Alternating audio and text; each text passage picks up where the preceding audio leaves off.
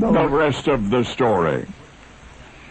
She was a magnificent cargo-bearing clipper, 216 feet long. Her name was Neptune's Car, and yet she had scarcely sailed from New York Harbor in that summer of 1856 when the trouble that would plague her entire voyage broke out. Tarker, the first mate, began brooding, and his mood darkened until eventually he refused to stand his watch. Captain Patten, incensed, stripped Tarker of his duty and his rank and confined him below decks. By the time Neptune's Car reached the South Atlantic coast of Argentina, she was struck by a terrible gale. Captain Patten ordered all sails dropped. The logic was inescapable, and yet as the hours turned to days, the crew became anxious. If they waited for calm, particularly in those waters, they could be waiting a very long time, and the treacherous Cape Horn still lay before them, perhaps the most dangerous stretch of ocean in the world. Captain Patten, aware of the crew's mounting apprehension, held the sails down nevertheless.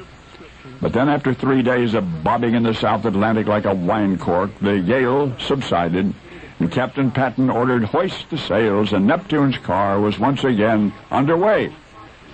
Thousands of miles from her destination, the intrepid vessel struggled and strove through the churning, bubbling, boiling cauldron of Cape Horn, but the brilliant navigation of Captain Patten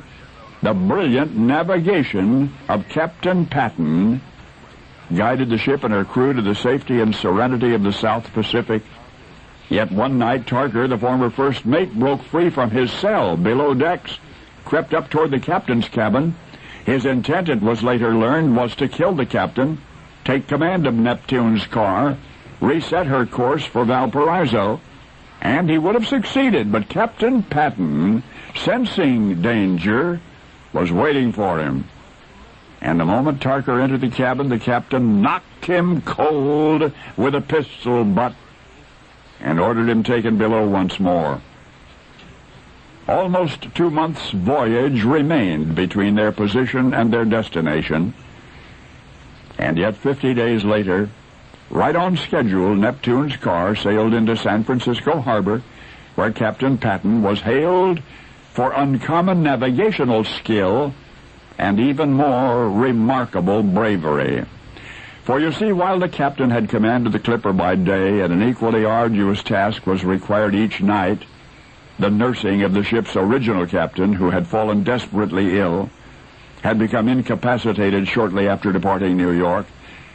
Thus for 100 days and nights did the new captain negotiate Neptune's Car through perilous winds and waters and threats of mutiny, finally to escort her and her cargo, a combined worth of more than $250,018.56, properly into port.